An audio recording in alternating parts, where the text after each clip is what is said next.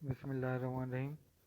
आज का जो हमारा लेक्चर है वो है चैप्टर नंबर 1 में लेवल्स ऑफ ऑर्गेनाइजेशन के हवाले से।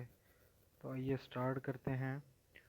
फर्स्ट ऑफ ऑल जो हमारे पास लेवल ऑफ ऑर्गेनाइजेशन है वो एटॉमिक एंड सब एटॉमिक लेवल है।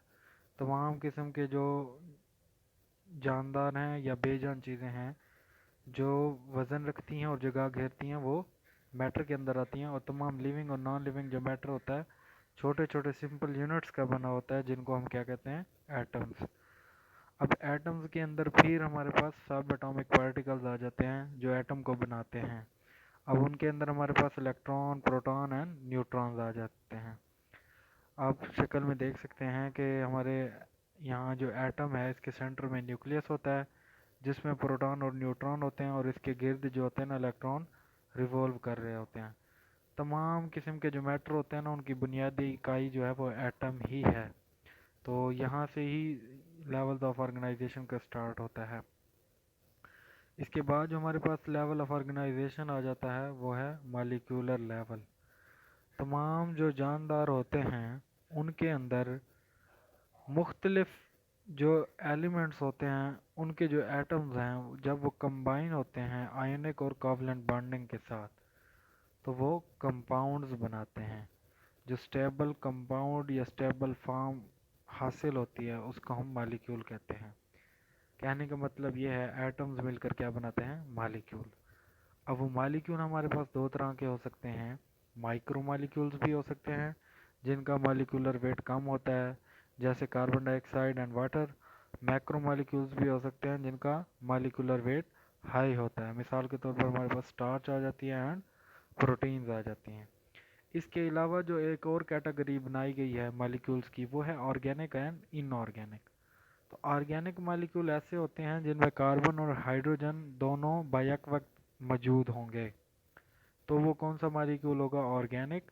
इसकी मिसाल के अंदर हमारे पास आ जाते हैं ग्लूकोज हो गया, जैसे उसमें कार्बन भी है हाइड्रोजन भी है। और इनऑर्गेनिक ऐसे मॉलिक्यूल्स होते हैं जिनमें कार्बन और हाइड्रोजन इकट्ठे नहीं पाए जाएंगे। इसकी मिसाल ऊपर आप देख सकते हैं माइक्रो मॉलिक्यूल के अंदर, जैसे वाटर की दी हुई है और कार्बन डाइऑक्साइड की। तो कार्बन डाइऑक्साइड के अंदर कार्बन तो है लेकिन हाइड्रोजन मौजूद नहीं है, और वाटर के अंदर हाइड्रोजन है लेकिन कार्बन मौजूद नहीं है। तो लिहाजा ये कौन से मॉलिक्यूल्स होंगे, इनऑर्गेनिक मॉलिक्यूल्स होते हैं। नेक्स्ट हमारे पास जो लेवल है वो है level of organisation, organelles and cellular level.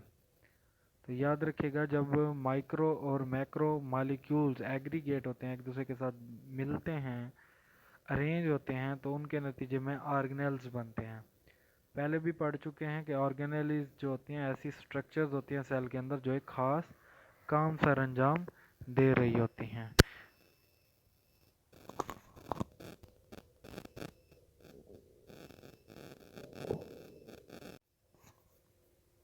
अच्छा जी, तो नेक्स्ट हमारे पास जो आ जाता है लेवल ऑफ ऑर्गेनाइजेशन में वो है सेलुलर लेवल या फिर ऑर्गेनेल लेवल। तो मुख्तलिफ जब मैक्रो मालिक्यूल्स और माइक्रो मालिक्यूल्स आपस में मिलते हैं तो वो ऑर्गेनेल्स बनाते हैं।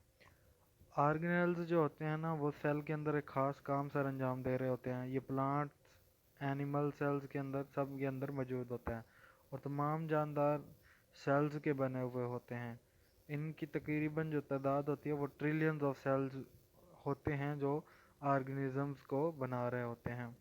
अब इनकी एग्जांपल को अगर हम देखें ऑर्गेनेल्स की, तो उनमें Golgi complex, mitochondria, endoplasmic reticulum, ribosome, ये सारे जो हमारे पास ऑर्गेनेल्स में आ जाते हैं और इनका खास काम होता है। जैसे माइटोकॉन्ड्रिया रिस्पायरेशन में इन्वॉल्व होता है, गोल्जी कम्प्लेक्स सेल वॉल की फॉर्मेशन, प्रोटीन की मॉडिफिकेशन में आ जाता है, राइबोसोम प्रोटीन की सिंथेसिस। तो मुख्तलिफ इनके अफ़आल हैं।